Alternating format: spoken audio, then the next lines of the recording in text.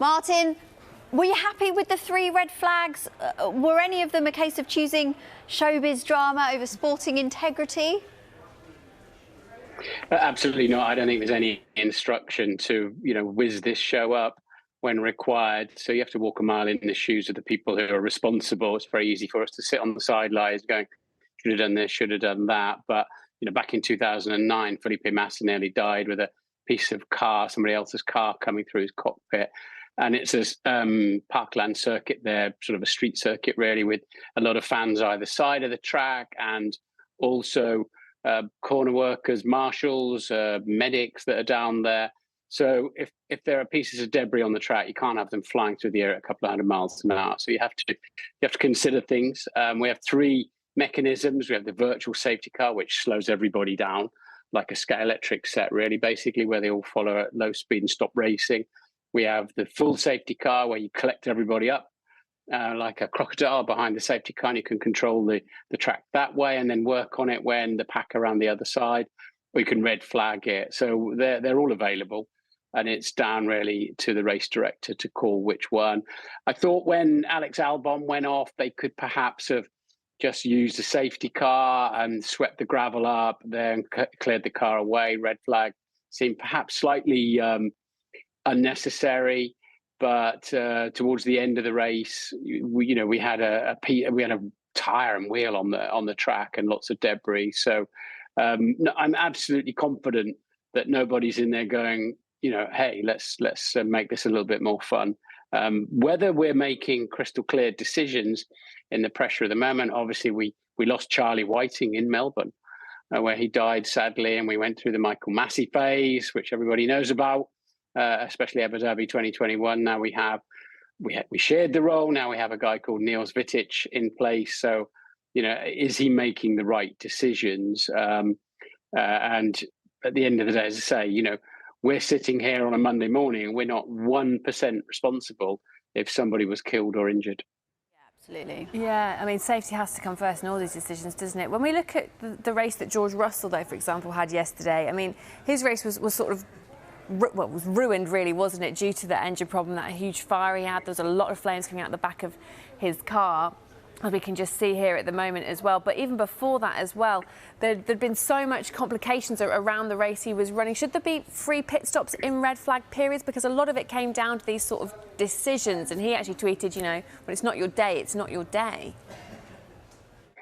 Well, that's right. What ruined his race was his engine blowing up. What compromised his race was the team quite smartly pitted him under the safety car, and then it turned into that surprising red flag over Alex Albon's Williams that I've talked about.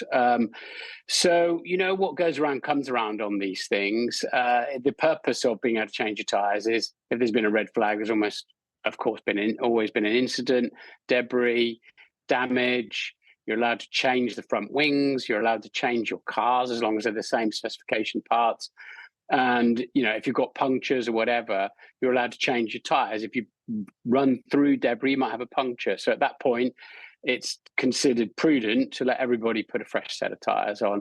Now, it does affect the race dramatically, and we have to take into consideration that fans see that often, and they think it's unfair that somebody gets effectively a free pit stop due to a red flag. And their car could even, they could even have caused the red flag and been involved in the incident and get a fresh set of tyres and a fresh front wing, for example. So, but as I said, sometimes that plays into your hands, sometimes it doesn't. I think we need to review that. But as always in Formula One, it's a hugely complicated business. And what are the unintended consequences of that? Will people go out? Will teams put their cars out with split, tyres or slow punctures or what have you? We really have to think that through before we change that. But clearly it does annoy people. But on another day, George Russell might benefit from it. Now, Martin, F1 heading towards standalone sprint events. Under that format, what's in it for the bottom 10 cars? Because they're highly unlikely to earn points, so they won't get the chance to improve their grid slot. I agree. I don't know why we're changing it. I like the format we've got now.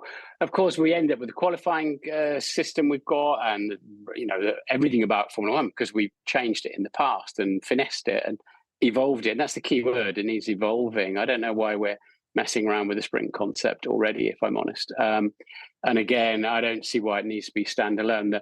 The whole purpose, the teams and the drivers love certainty, data-driven certainty. The sport and the fans want to sit down and watch some uncertainty, which they certainly had in Melbourne yesterday. So I don't understand.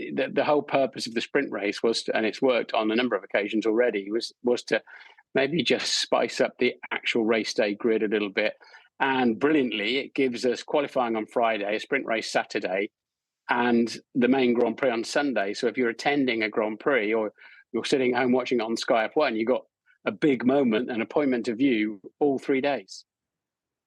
Verstappen has said, doesn't he, that he really doesn't like the sprints full stop. And he's actually talking about that kind of thing, those kind of decisions could lead to him ending his career early. Do you think he's serious in that regard? I'd be surprised, but, you know, if he doesn't want to drive it, there'll be a million other people who do want to drive that Red Bull. I think that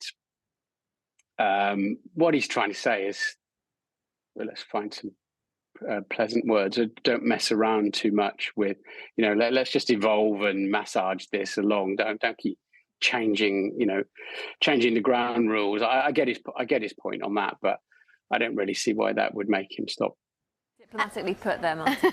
Yeah. Just finally, what about George Russell out qualifying Lewis Hamilton 3 times in a row now? Just how significant is that? George is driving beautifully. I think there's very little to choose between those two, and that's a massive compliment to George Russell, because we know just how brilliant Lewis Hamilton is and how motivated he is. And George, what it tells Mercedes-Benz is that, for example, should Lewis retire, decide he's had enough at any point, any given point, they've got George Russell already, who's really up to the job, qualifying and in the race. He's 20 points behind Lewis in the championship because of obviously his retirement yesterday in Australia. But you know, that's a great driver lineup, and I think full respect to George and full respect to Lewis, because I think he's handling it extremely well. To speak to you and get your thoughts, Martin. Thank you. Thank you.